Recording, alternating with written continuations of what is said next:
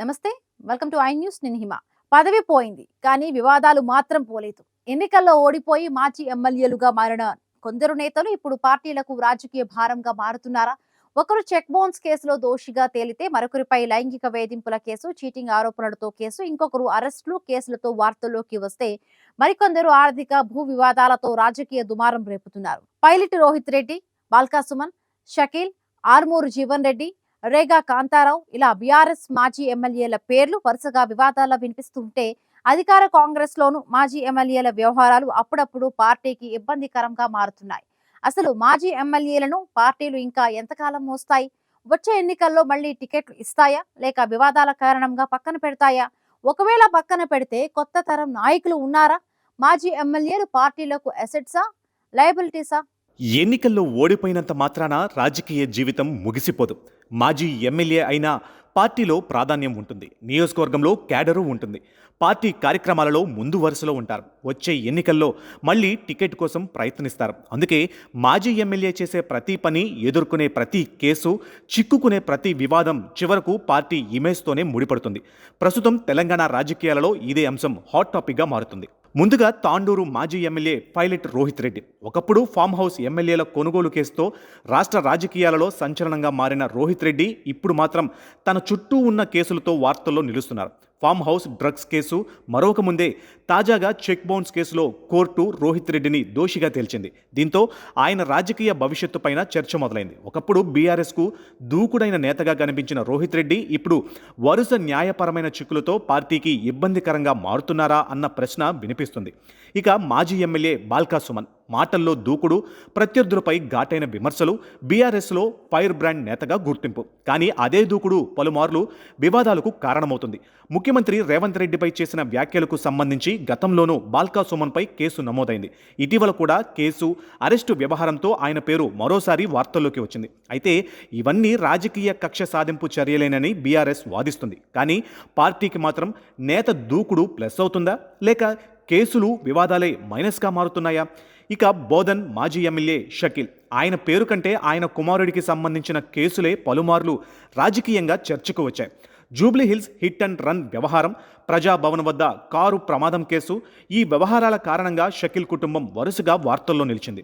కేసులు కుటుంబ సభ్యులకు సంబంధించినవే అయినా రాజకీయంగా మాత్రం వాటి ప్రభావం మాజీ ఎమ్మెల్యే షకీల్ పైన, ఆయన ప్రాతినిధ్యం వహిస్తున్న పార్టీ పైన పడుతుందన్న చర్చ సాగుతుంది.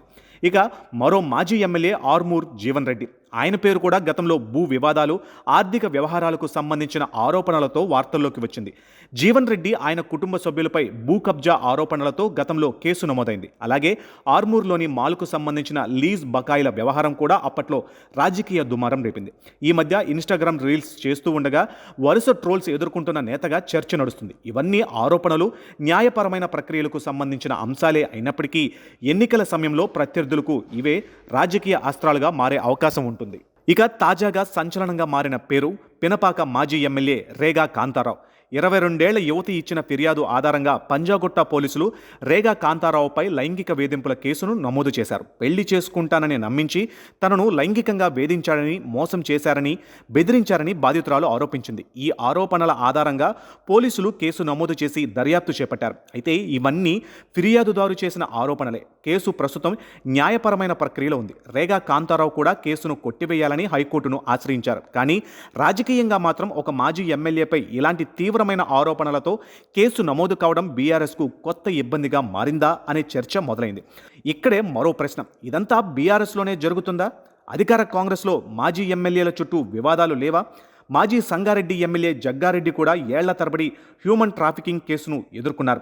నకిలీ పాస్పోర్టులు, వీసాల వ్యవహారానికి సంబంధించిన ఆరోపణలతో 2018లో ఆయన కూడా అరెస్ట్ అయ్యారు. అయితే ఇక్కడ ఒక ముఖ్యమైన విషయం ఉంది. 2026 మార్చిలో ప్రత్యేక ఎంపీ, ఎమ్మెల్యే కోర్టు ఈ కేసులో జగ్గారెడ్డిని నిర్దోషిగా విడుదల చేసింది.